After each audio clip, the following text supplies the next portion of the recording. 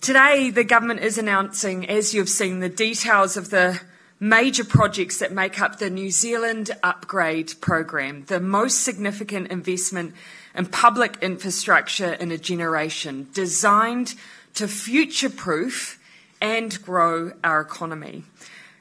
New Zealand has had underinvestment in the core public facilities we all use, and that has happened for too long. Our schools and hospitals have been run down, or they don't have the full range of facilities they should, be it a new school library or a neonatal unit. There is unmet need across the country, and this program aims to fix that.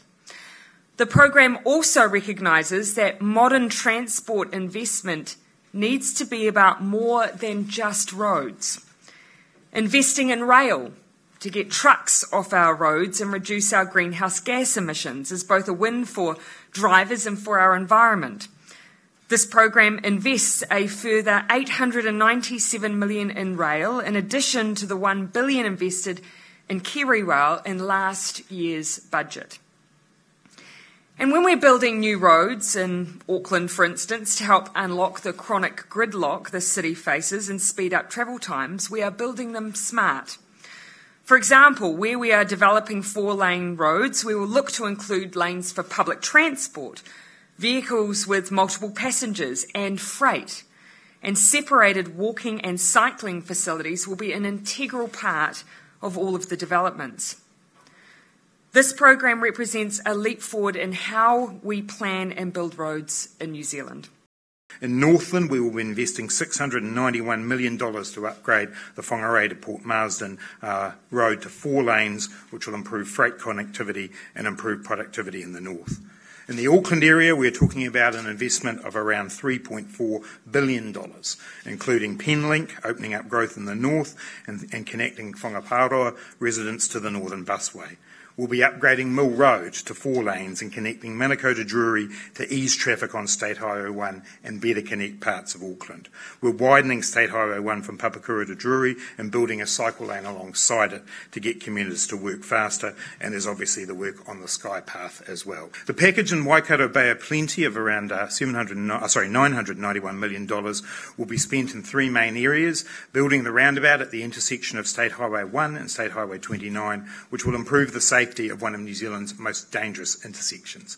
In Tauranga, a 4-lane northern link and upgrades on State Highway 2 to Omokoroa will improve safety on a dangerous stretch of highway.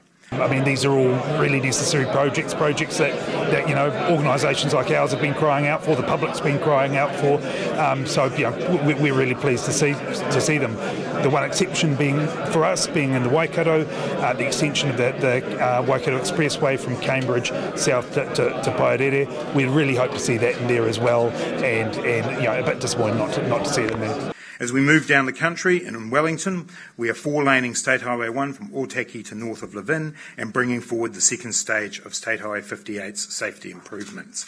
The Malling interchange will be developed, which will reduce risk of flooding, help ease congestion during peak times, and the railway realignment will improve reliability and give more park and ride options. Our Christchurch package will speed up public transport in the high-growth southwest of the city, improve safety in rural towns in the region, and boost economic development with a more reliable route for freight to Littleton Port. Our Queenstown package will greatly improve transport into the town centre on State Highway 6A, ease congestion on State Highway 6, and support continued tourism growth. These are important projects, and the big difference today is that they are funded. It's literally all of National's work, and it's all things that the government cancelled at the start of their time in office, whilst they've done nothing since then other than sort of argue and discuss, and I suppose frankly faff about on light rail.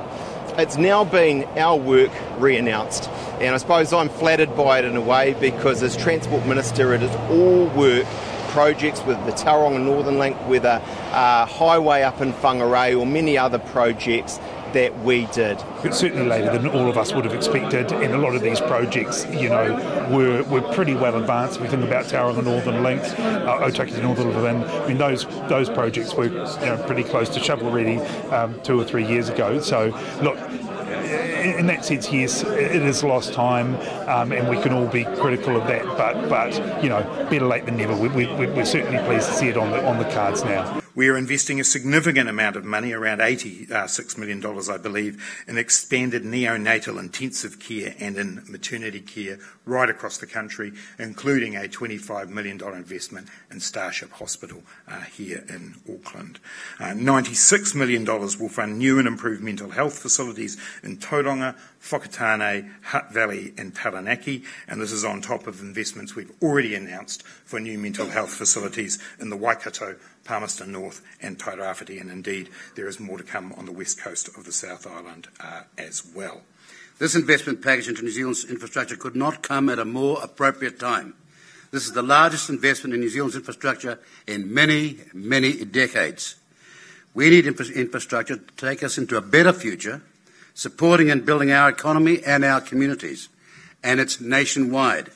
Rail is a seriously important part of that. This government recognises that, and last December released our vision for a 21st century rail network that gives our cities moving, connects our regions and gets into more freight, and then more freight coming off the roads, which is what everyone is doing internationally and around the world, excepting we were going in the opposite direction in this country. We know that rail is a critical part of an integrated transport network. It's essential for economic growth. It helps ease congestion in our cities and reduces the number of trucks on our increasingly busy highways and regional roads. And given our topography and the cost of roading, it all makes plain common sense. It's a modern plan for our future. It asks not just what our infrastructure needs are today, but how we can future-proof them for tomorrow. How we can deliver traditional projects like roads and buildings in a way that reduces our emissions, that gives transport options to commuters, and that tackle climate change.